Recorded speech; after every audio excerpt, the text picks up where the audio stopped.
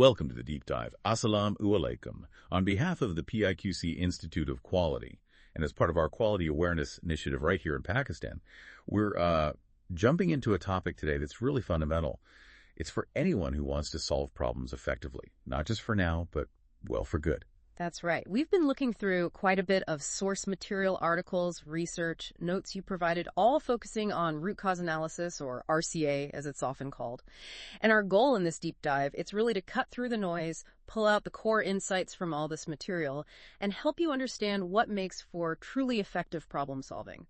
What sets it apart? Exactly. This isn't just about, textbook definitions. It's about really uncovering why RCA is so critical and also understanding the common traps people fall into, even experienced professionals. How do we move from just patching things up, hitting the symptoms, to actually fixing the underlying system? Think of this deep dive as your guide, really, to approaching challenges the way top quality leaders do. And the great thing is, these ideas, these principles, they apply everywhere, don't they? Manufacturing, healthcare, government offices, service industries. Anywhere there are processes. Absolutely. If there's a process, there's potential for problems, and RCA is the way to tackle them properly. Okay, so let's start unpacking this. Why does root cause analysis actually matter so much? The sources we looked at make a really strong argument here. They really do, and the core idea is actually quite simple. Don't just fix what you see on the surface, the symptom. You've got to dig deeper. Understand the real reasons why something went wrong in the first place. Like the difference between taking a painkiller for a headache versus figuring out why you keep getting headaches. Precisely. The sources are very clear. Quick fixes feel productive, like putting a plaster on a cut. But if you don't actually clean the wound underneath, it's just going to get infected or reopen later. Address only the symptom, and the problem will come back.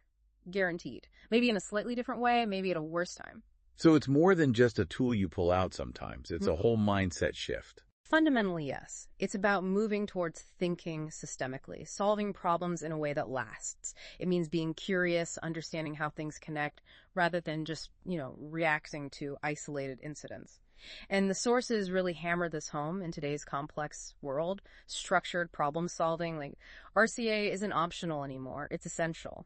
What I found interesting is how it shifts your focus away from blaming maybe one person or one specific event and looking more broadly at the system. Yes, that's a critical point. Most problems aren't just one simple thing or one person's fault. They usually come from a mix of factors. Could be physical things, human actions, and often, crucially, weaknesses in the organization or the system itself. Like that machine breakdown example in the source. Exactly. You could just replace the broken part, right? Quick fix. But a proper RCA asks, why did it break? Maybe the maintenance schedule wasn't right. Maybe the operator didn't have the specific training for that machine model. The broken part is the symptom. The organizational issue, the schedule, the training, that's a deeper cause. Ah, okay. So the real goal isn't just getting the machine running again today. It's making sure the system prevents that specific failure from happening again tomorrow or next week. That's it, precisely. By looking at all those layers, the physical, the human, the organizational, you can put changes in place that fix the immediate issue and make the whole system stronger against it happening again. The long-term payoff is huge. Saves time, saves money, saves those recurring headaches. Plus, it encourages critical thinking across the board, challenging assumptions, looking for actual evidence. This seems like a place where quality professionals really play a key role. Based on the sources, what's their function in all this? Well, quality managers, auditors, process improvement folks, they're often the champions, the catalysts for getting this RCA thinking embedded in an organization. They tend to see problems differently, not as failures to be punished, but as, valuable data, opportunities to learn and improve. And a big part of that is creating the right kind of environment, right? This RCA-friendly culture the sources mention. It really starts with psychological safety. That's foundational. People have to feel safe enough to talk about mistakes, to point out problems without fearing they'll be blamed or ridiculed. If leaders react punitively, people will just hide things. It's human nature. So if you want to find the real root causes, you can't have a culture of blame. Absolutely not. It kills effective RCA stone dead. The focus has to be on what happened and why, not who messed up. Okay, so safety first. What else do quality pros bring? They bring the structure. They introduce the methods. Maybe it's the 5 whys, maybe fishbone diagrams, maybe more formal investigation steps, depending on the situation. They help establish guidelines, too, like when should we do a full RCA? For every major incident, for any problem that crops up, say, 3 times. And getting the right people involved seems critical too, not doing it in a vacuum. Oh, absolutely essential. RCA shouldn't be an isolated activity. You need a cross-functional team. People who see the process from different angles. If you're looking into, say, a customer service issue, you don't just talk to the call center agent.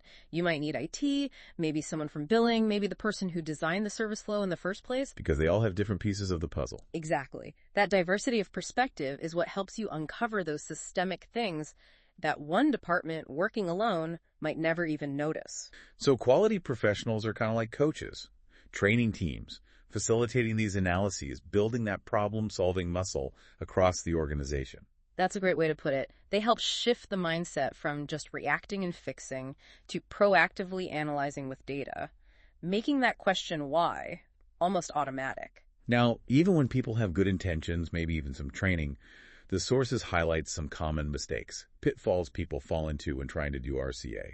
Let's shine a light on those. Yeah, this is really important because just knowing these tracks exist is half the battle in avoiding them. Probably the most common one. Jumping to conclusions. It's that quick fix temptation again. It's so easy to do, though, isn't it? Yeah. Especially when you're under pressure to just get things working again. Grab the first answer that sounds plausible. It is easy, but it's dangerous because you end up just treating symptoms again. The sources really stress slow down, use a structured approach, whatever it is, gather actual evidence, and verify your potential causes. Don't just assume something, prove it. Okay, slow down, verify. What's another big one?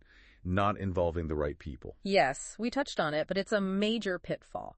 If the team doing the RCA doesn't actually include people who live and breathe the process or who are directly affected by it, you're flying blind. You're missing vital context. Trying to figure out why a software feature keeps failing without talking to the developers and the end users who reported the bug, you won't get the full picture. Right. Or analyzing a production line issue without the operator who runs it day in, day out. Precisely.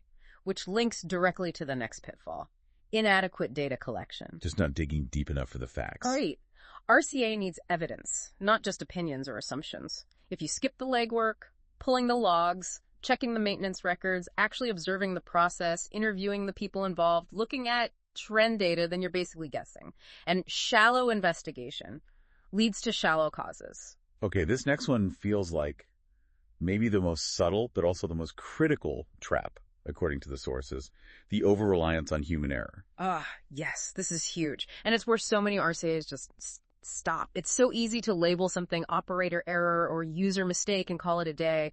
But the sources argue really strongly, human error is almost never the actual root cause. It's usually a symptom of something deeper in the system. Because the real question is, why did the person make that mistake? Exactly. Why did the operator push the wrong button? Was the interface confusing? Was the procedure unclear? Were they incredibly tired after a 12-hour shift? Were they under immense pressure to speed up?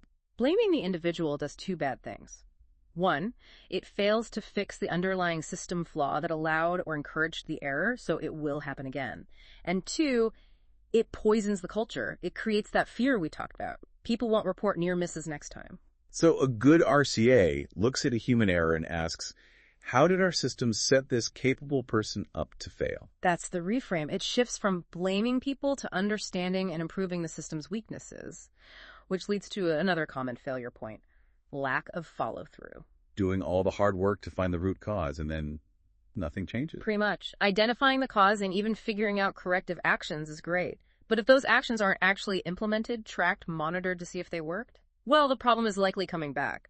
RCA isn't just about writing a report, it's about driving actual change. And the last one mentioned is poor training in the methods themselves. Yeah, if teams don't have a common language or basic tools like how to effectively use 5 whys or structure a fishbone diagram, their analysis ends up being inconsistent or superficial or sometimes just plain wrong. Training gives everyone that shared playbook. So avoiding these really takes discipline, doesn't it? Patience, curiosity, a commitment to being thorough. Absolutely. And what the sources really emphasize, something often missed in those shallow analyses, are the human and organizational factors. Why do those get missed so often? Are they harder to see? I think partly yes. They're less tangible than a broken part or a software bug. It's harder to put your finger on things like communication breakdowns or unrealistic workloads or maybe conflicting priorities set by management. But these factors provide the context, the environment in which the problem occurred. And if you don't change that context, the problems will just keep happening. Like the operator error example again. If you just retrain the operator but ignore the fact that the procedure is incredibly confusing or the schedule is impossible, you haven't solved the real problem. Those are organizational root causes. Asking why a competent, well-intentioned person made an error within the existing system, that's the key question. It forces you to examine the management systems, the way work is designed, how information flows, how people are trained, maybe even the incentive structures. So true RCA goes beyond the immediate event and looks at how the whole organizational system might have contributed. That's the depth you're aiming for. It means challenging assumptions, too. We all have biases. A good, diverse RCA team questions things, pushes back against the easy answers. It's an exercise in critical thinking, really. And that brings us back to that safe environment, doesn't it? Yeah. People need to feel they can talk about those systemic issues. It's absolutely vital. If people are afraid to say, look, the targets we're given are unrealistic, or this process has always been confusing, then those crucial human and organizational root causes stay buried. High reliability industries, aviation, nuclear power, they know this. They prioritize a just culture focused on learning from mistakes to make the system safer, not just on punishing individuals. Okay, let's make this more concrete. Can you share some of those real-world examples from the sources showing RCA in action? Sure. The classic manufacturing one is often tied to Toyota and the 5 whys. Machine stops working. Why? Fuse blew. Okay, why? Motor overloaded. Why? Bearing seized. Why? Lack of lubrication. Why? Oil pump failed. Why? Pump intake was clogged with metal shavings. Why were there shavings? Because there was no filter designed into the pump system. Ah, so you drill down past the immediate symptom, the blown fuse, to a fundamental design flaw. Exactly. The fix wasn't just replacing the fuse or even the pump. It was adding a filter to the design and improving the maintenance checks. Systemic fix. What about healthcare? That seems like a critical area for this. Hugely important. Patient safety relies heavily on RCA. Say there's an increase in medication errors on a particular ward. An RCA wouldn't just blame the nurses. It might find, for example, that procedures weren't standardized between shifts, or that look-alike drug packaging was causing confusion. So the solutions are systemic. Right. Implementing standardized protocols, maybe using barcode scanning for verification, improving pharmacy labeling, providing better training on the new procedures. You improve the system to make it harder for errors to occur, which improves patient safety. And the sources even mentioned education. Yeah, the example of a high school seeing low graduation rates, instead of just blaming the students for not trying, an RCA looked deeper. They found a significant factor was many students had to work long hours in jobs to support their families. Traditional school schedules were impossible for them. So the root cause wasn't laziness, it was a system mismatch with student reality. Exactly. The solution wasn't punishment, it was systemic change. Offering more flexible scheduling options, credit recovery programs, meeting the students where they were. These examples really drive home how RCA works across different fields. It consistently gets past the surface to find issues in processes, training, design, leading to fixes that actually last. And it highlights that problems rarely have just one single cause. There are usually multiple contributing factors, and RCA helps you see that whole picture and learn from all of it. So the real power comes when this isn't just a special investigation tool, but becomes part of the everyday way of thinking, right? Embedded in the organization. That's the goal, when it becomes part of the organizational DNA. And you don't need to wait for a 5-alarm fire to use it. Practice on smaller problems, analyze near misses, be proactive, look at processes before they break down. And integrating it with other improvement methods people might already be using. Yes, absolutely. If your organization uses Lean, Six Sigma, ISO 9001 quality management, weave RCA right in, the analyze phase in DMAIC. Perfect place for RCA. Using 5 whys and lean problem solving, that is RCA. The corrective and preventive action CFPA process in ISO. It demands root cause analysis. Make it standard practice, add root cause identified and corrective action taken fields to your standard incident reports. Sounds like it needs to be understood beyond just the quality team, though. Oh, crucially. Basic RCA training shouldn't be just for specialists. Everyone should have some familiarity with the tools, but more importantly, with the mindset, that curiosity to look deeper. It empowers everyone to spot potential issues and contribute. And fostering that environment where asking, why do we do it this way, is actually encouraged. Yes. Leaders need to welcome those questions, not shut them down. Sometimes the root cause of future problems is hidden in legacy processes that nobody questions anymore. Encouraging that curiosity can uncover risks proactively. And showing how it helps achieve the organization's actual goals must be important for buy-in. Definitely. You need to connect the dots. Show how effective RCA leads to tangible results. Better customer satisfaction scores, improved safety records, reduced waste and cost, higher efficiency. Track the reduction and repeat problems. That's your ROI right there. It's how you actually achieve those quality objectives. And like most things, leadership has to be visibly involved. Absolutely critical. When senior leaders during reviews ask, what was the root cause and what systemic changes are we making? Instead of just, is it fixed? It sends a huge message. It reinforces that the organization is serious about learning and truly improving the system, not just patching holes. So embedding RCA is definitely a journey, not an overnight switch. But the payoff is transforming how the organization thinks, turning problems from just headaches into valuable signals for improvement. It builds resilience, it makes the organization smarter, more proactive, it becomes a habit. So let's bring this all together now, especially for you, our listeners, professionals working right here in Pakistan. Whether you're in manufacturing, healthcare, education, finance, maybe in the vital government sector, or providing other essential services. These principles we've discussed today, they're truly universal. RCA, at its heart, is just structured curiosity. It's critical thinking applied to problems, helping organizations learn from every single challenge. It's about building better systems, systems that are more reliable, and stopping those same issues from cropping up again and again. For all of us working to improve quality and efficiency in Pakistan, embracing robust RCA is absolutely fundamental. It's how we move beyond constantly fighting fires. It's the path to creating safer workplaces, delivering higher quality products and services, boosting efficiency, and importantly, empowering our teams.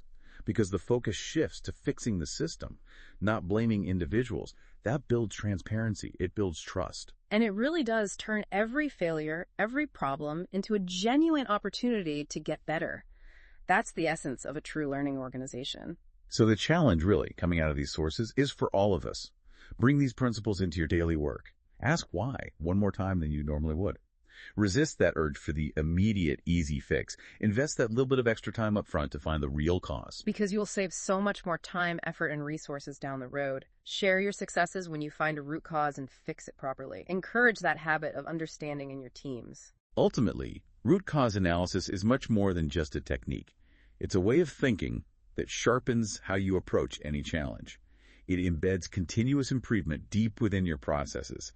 It moves us beyond blame, and it helps both our systems and the people operating within them to truly thrive. There's a sentiment echoed in the sources, and it's a good thought to end on. An error isn't really a mistake unless you refuse to learn from it and correct the underlying cause. Correction starts with understanding why.